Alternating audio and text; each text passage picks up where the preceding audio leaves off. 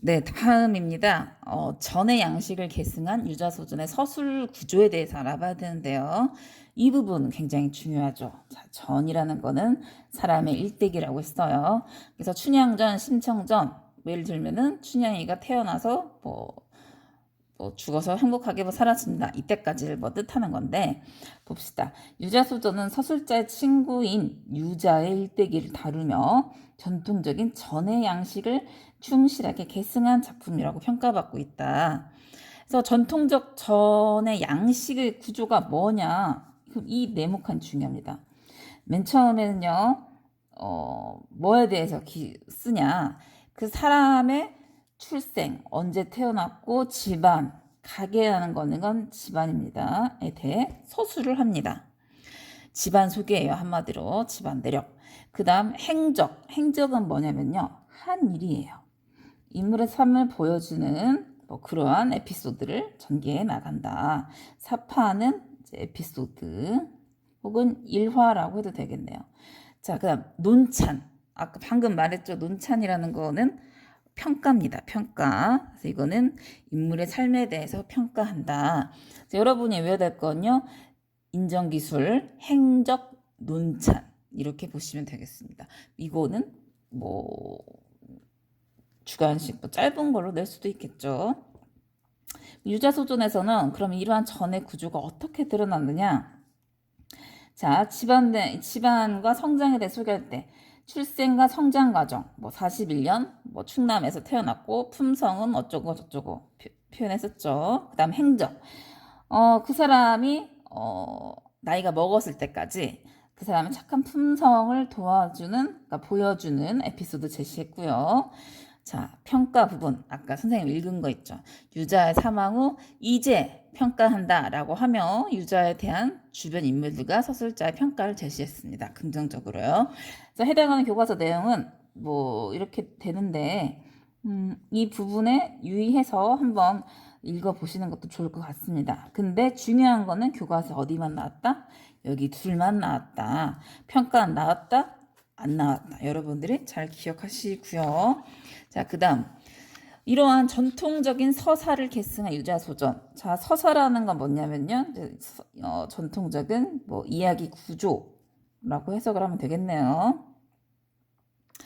이 작품은 제목대로 유시성을 가진 사람의 일대기 중의 일부이다.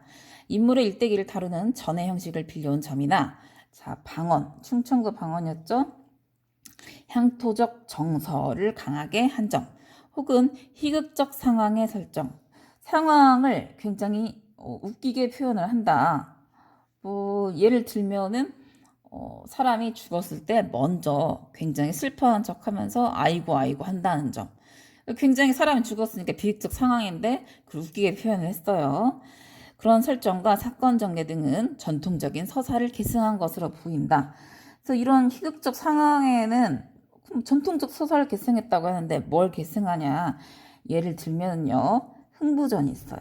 흥부전에서 흥부가 놀부네 집에 밥을 얻으러 가는데 뺨을 맞았거든요. 놀부의 마누라에게서. 이건 어떻게 보면 폐륜이죠. 근데 이 부분을 우리나라 조상들은 볼에 맞은 그 쌀을 떼어 먹으면서 맛있다 이렇게 하는 부분을 보고 이거는 뭐랄까 우리나라 특유의 그런 구조구나. 이거 우리가 슬픔에서 웃음 찾기라고 합니다. 슬픔에서 웃음 찾기. 그래서 다른 나라 문학이랑은 좀 다른 점이 뭐냐면 슬프면 슬픈 대로 가는 게 아니고 그 와중에서 웃긴 요소를 찾을 수 있다. 이런 게 우리나라의 특징이에요. 더욱이 유자라는 인물의 다소 전근대적 옛날스럽고 습관스러운 행동을 통해 사치심과 이기심에 젖어 허황된 삶을 살아가는 현대인의 삶의 자세를 비판하고 있다. 그래서 웃음 속에 현실을 풍자하고 있다. 그래서 풍자에 네모칸을 치세요.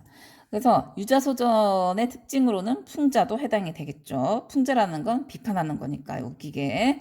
이거는 가면극과 흡사하다고 했는데 이때 가면극은 뭐가 있나요? 나중에 우리가 2학기 때 아니면은 배울 수도 있겠지만은 봉산탈춤을 들 수 있습니다. 이런 것들과 연관지어 나올 수도 있겠죠. 그래서 뭐 이러한 것들, 희극적 상황이나 뭐 풍자 나왔는데 이거를 우리나라의 한국 문학의 미적 구조에서 뭐라고 하냐? 골개미라고 합니다. 골개미, 비장미 뭐 여러 가지 있는데 그냥 이렇게 알아두시면 될 것 같아요. 유자소전의 공감적, 비판적, 창의적 수용의 예. 자, 공감적, 얼마나 공감을 하는가? 비판적, 어떤 부분에서 별로라 생각하는가? 창의적, 여기서 더 나아가서 무엇을 더 찾아볼 수 있는가? 자, 일단은 유자의 인물됨에서 1번, 말재주가 좋고 비범하여 주변 인물들에게 선명한 족적을 남김. 이거는 인상과 영향. 이건 선한 영향력 같은 것이라고 볼 수 있겠죠. 스스로 갖추어진 주대라는 거는 신념. 나름껏 이루어진 주견이라는 건 자기의 주장으로 갈피 있는 태도를 고수함. 사고를 낸 운전수의 어려운 가정 형편을 보고 자신의 주머니를 털어 도움. 쉽지 않죠. 그다음 봉변을 당하지 않고 업무를 처리할 방법을 고안하여 그래서 자기에게 불리한 일을 유리하게 만드는 그러한 머리를 쓰는 상황에 대처하는 면모를 볼 수가 있겠죠. 그래서 이러한 것을 보고 우리가 독자로서 공감적 수용을 하는 예. 서술자의 평에 공감하여 아 그렇구나 역시 유자는 훌륭한 인품을 가졌구나 라고 평가할 수 있고요. 자, 두 번째 비판적으로 생각해 본다면 유자의 업무 처리 방식은 좀 아닌 것 같아. 거짓말하는 거잖아. 정직하지 않고 뭐랄까 굉장히 비효율적이야. 이렇게 평가할 수도 있겠네요. 여기 이 부분. 자, 그다음 창의적 수용의 예. 독자는 어떻게 창의적으로 받아들일 수 있느냐. 자, 친구 누구가 있는데 예를 들면은 뭐 누가 있을까요? 뭐 친구 누구가 있는데 얘를 유자소전처럼 한번 써볼까? 이렇게 우리가 어떠한 책을 읽고 창의적으로 쓸 수 있다는 겁니다.